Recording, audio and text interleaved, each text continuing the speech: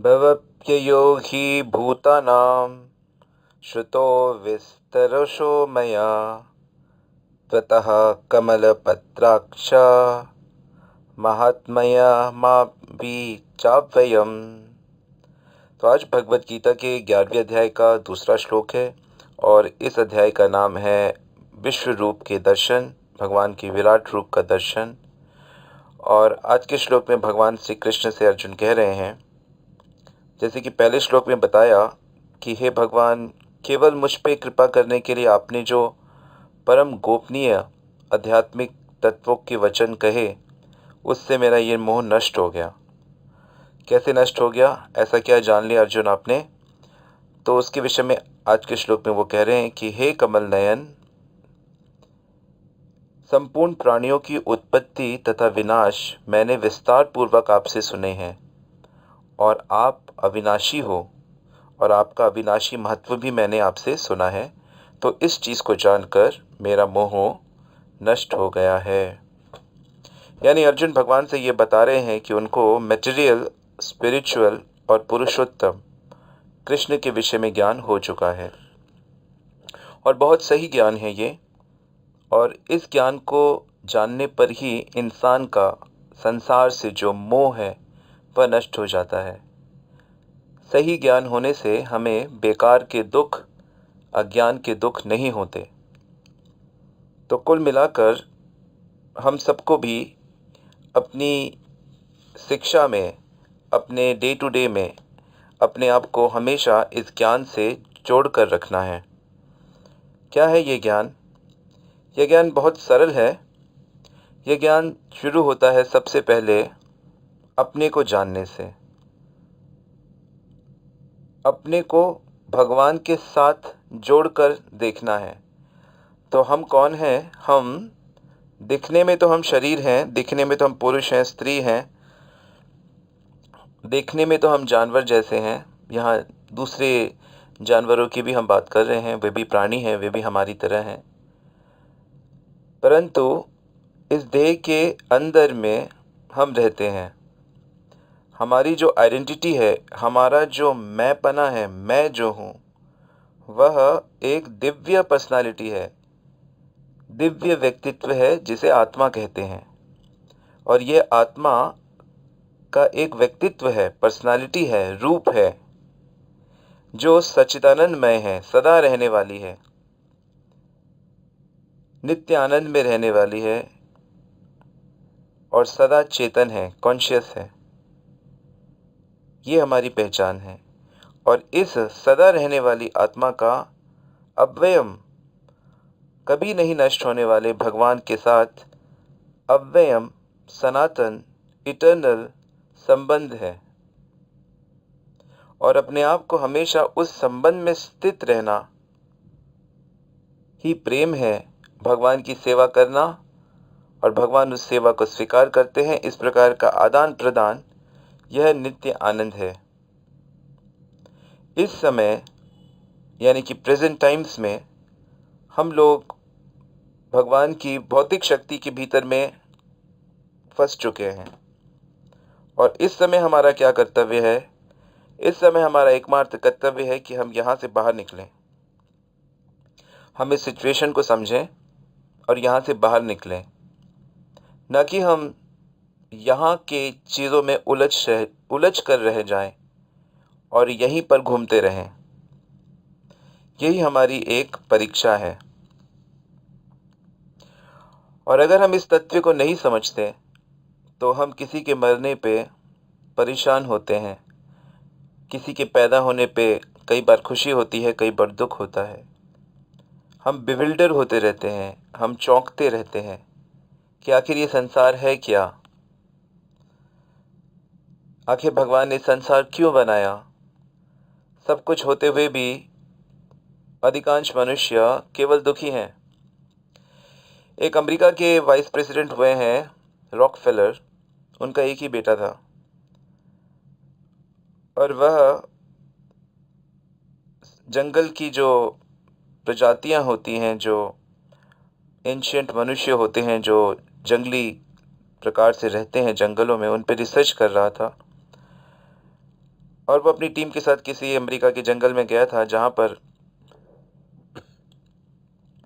वह बिछड़ गया अपनी टीम से और आगे चला गया, और वहाँ पर उन जातियों के लोगों ने उसको मार के खा लिया, क्योंकि वे लोग कैनिबल थे, वे लोग मनुष्यों का गोश्त खाते थे।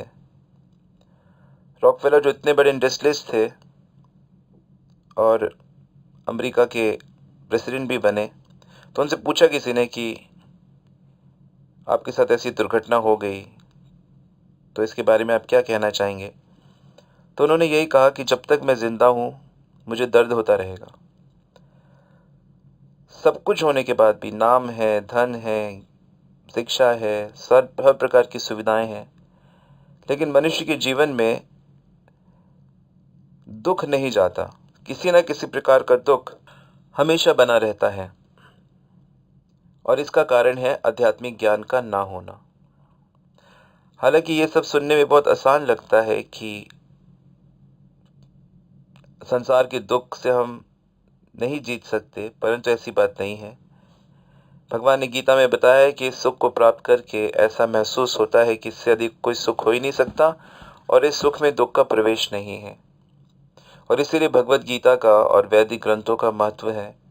ऑफ कोर्स ये थोड़ा मुश्किल जान पड़ता है, और मुश्किल इसलिए जान पड़ता है क्योंकि इस समय का समाज जो है, समाज हमारा जो जिस समाज में हम रहते हैं, ये बहुत ही भौतिक मटेरियलिस्टिक समाज है। ये इस समाज में भौतिक चीज़ें को बहुत बड़ा चढ़ा के किया जाता है। बेकार के जो खेल तमाशे हैं, जो नाटक हैं, जो चरित्र हैं, उनको बहुत ग्लैमराइज करके बढ़ा के दिखाया जाता है। जो बिल्कुल यूज़लेस और वेस्ट चीज़ें हैं उसे बहुत बढ़ा के, जैसे फैशन इंडस्ट्री है, शरीर को सजाना है बस, तो ये बहुत बड़े लेवल पे इस पे लोग लगे हुए हैं। ये भौतिक संसार है। और आध्यात्मिक जीवन जो मनुष्य की आत्मा है, सबसे महत्वपूर्ण जो हमारा कार्य है, उसमें हम बहुत छोटे होते जा रहे हैं। परंतु पहले का जो समाज था, वैदिक समाज था, वह ऐसा नहीं था। वैदिक समाज में ईश्वर प्रधान समाज था, और ईश्वर के लिए ही सारा समाज कार्य करता था। तो ये परिस्थिति अलग होने के कारण ही हमें आध्यात्मिक तत्व थोड़े से मुश्किल जान प्रतीत होते हैं। परंतु विश्वास मानिए, यदि हम सब लोग आध्यात्मिकता का पालन करेंगे तो बहुत जल्द हम अपने समाज को स्पिरिचुअलाइज्ड कर सकते हैं। हालांकि कलयुग बदनाम है अपने दुर्गुणों के कारण, लेकिन शास्त्र ये भी कहता है कि यदि भगवान के भक्त किसी चीज़ की इच्छा करेंगे तो भगवान उसे अवश्य पूर्ण करते हैं। तो यदि हम कलयुग में भी ये कल्पना करेंगे कि नहीं, हमें सतयुग जैसा अच्छा माहौल चाहिए, हमें ऐसा माहौल चाहिए जिसमें भगवत भक्ति बढ़े, तो अवश्य ही वह हो जाएगी। मनुष्य को इतनी स्वतंत्रता है कि वह जो चाहे मिलकर कर सकता है। तो आज के श्लोक में अर्जुन ने भगवान को कमल नयन कहा है कि हे लोटस आई कृष्णा, मैं आपको कुछ जान गया। भगवान की आंखें कमल के समान सुंदर हैं। वास्तव में कमल इस पृथ्वी में सबसे सुंदर फूलों में माना जाता है, और भारत का तो ये नेशनल फ्लावर भी है। तो भगवान लोटस आइड हैं, सुंदर उनकी आंखें हैं। भगवान की आंखें लाल रहती हैं, करुणा से भरी रहती हैं। भगवान के अंदर करुणा है अपने बच्चों के लिए, और भगवान लीला पुरुषोत्तम है। अनगिनत लीलाएं वो करते हैं, सभी लीलाएं आश्चर्यजनक होती हैं। सभी लोग भगवान से प्रेम करते हैं। कुछ लोग भगवान की शक्तियों से प्रेम करते हैं, और कुछ लोग डायरेक्टली भगवान से प्रेम करते हैं। जो भगवान से डायरेक्टली प्रेम करते हैं वो शुद्ध भक्त होते हैं, और जो भगवान से इनडायरेक्टली प्रेम करते हैं वो सकाम भक्त होते हैं। उनको कुछ ना कुछ अलग दूसरी चीज़ चाहिए भगवान को अप्रिशिएट करने के लिए। तो जैसे ही हम भक्ति करते हैं या ज्ञान होता है हमें ईश्वर तत्व का, तो हम धीरे धीरे प्रेम की जो कंटेमिनेशन है, सकाम भक्ति है, यानी किसी वस्तु के लिए जो भगवान से पूजा पाठ किसी वस्तु के लोभ में की जाती है, तो भक्ति करने से और ज्ञान होने से धीरे धीरे वह जो कंटैमिनेशन है, वह दोष है, वह हट जाता है और शुद्ध तरीके से हम ईश्वर की तरफ बढ़ने लगते हैं। और यदि बढ़ते बढ़ते हमारे यहाँ जीवन समाप्त हो जाए तो भी अगले जन्म से दोबारा प्रारंभ हो जाता है। ऐसा भक्तों के साथ होता है। और जो भगवान की भक्ति नहीं करता, उसका जीवन समाप्त होने पर उसे दूसरा जीवन अपने कर्मों के और अपनी इच्छाओं के हिसाब से दूसरी योनि में से जाना पड़ता है। हो सकता है देव योनि में जाए, हो सकता है पशु योनि में जाए, हो सकता है मानव योनि में दोबारा आए, या हो सकता है कि इससे भी नीचे की पशु पक्षी कीड़े मकोड़ों की योनि में वह जाए। परंतु भगवान का जो भक्त होता है, जो भगवान की तरफ बढ़ रहा है, उसको निश्चित रूप से ऐसी योनियां प्राप्त होती हैं मनुष्य की, ऐसे परिवारों में वह प्राप्त जन्म लेता है जहाँ से वह अपनी भक्ति को और आगे लेके जाए। शुचिनाम श्रीमताम गेह योग भ्रष्टो भी जायते, प्राप्य पुण्य कृतम लोकान उषित्वा शाश्वती क्षमा। तो भगवत गीता में ऐसा बताया गया है कि ऐसे लोग अच्छे परिवारों में, शुद्ध संस्कारी ऐश्वर्यशाली परिवारों में जन्म लेते हैं ताकि वे अपने रास्ते को आगे लेके जाएं। तो अर्जुन इस श्लोक में यही भगवान को थैंक्स कह रहे हैं और उन्हें कह रहे हैं कि मुझे बात समझ में आई कैसे जीव जन्म लेते हैं और अपने भोगों के लिए, अपनी इच्छाओं के लिए वे दूसरी योनि में जाते हैं और सब आपसे ही उत्पन्न होते हैं और फिर प्रलय काल में वे आप में लीन हो जाते हैं। और फिर दोबारा से जब समय आता है, ब्रह्मा जी की रात खत्म होती है, दोबारा से भगवान सृष्टि करते हैं और दोबारा से जीवों को उनका शरीर प्राप्त होता है, फिर वे अपने कर्मों से लग जाते हैं।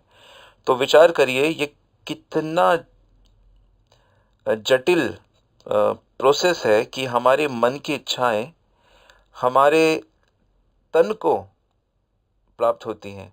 यानी हमारा जैसा मन होगा वैसा हमारा तन हो जाएगा। और ये क्रम एक जीवन के बाद दूसरा जीवन, तीसरा जीवन, चौथा जीवन, इससे आप ये पता लगा सकते हैं, इससे आप समझ सकते हैं कि ये कितनी गंभीर बात है कि केवल मन की इच्छाएं हमारे जन्म मरण का कारण है। मतलब मेरे अंदर जो भोग की कामना हो रही है, मेरे अंदर जो द्वेष की कामना हो रही है, इसी के कारण मुझे दोबारा जन्म लेना पड़ता है।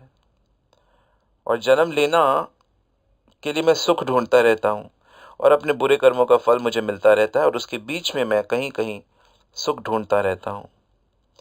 जैसा बताया गया, आपको पहले भी बताया गया था कि एक व्यक्ति जो कुएं में गिर जाता है, पर गिरता नहीं है, कुएं के ऊपर जो बरगद की जड़ें लटक रही उसको पकड़ लेता है और नीचे देखता है कि एक अजगर मुंह खोले बैठा है और बाहर जंगल से एक शेर आ गया है कुएं के ऊपर जिसको दहाड़ रहा है और ये बीच में लटक रहा है बरगद की कुछ जड़ों को पकड़कर, घबराया हुआ है, परेशान है। और दो चूहे इस जड़ को काट रहे हैं, एक काला है, एक सफ़ेद है।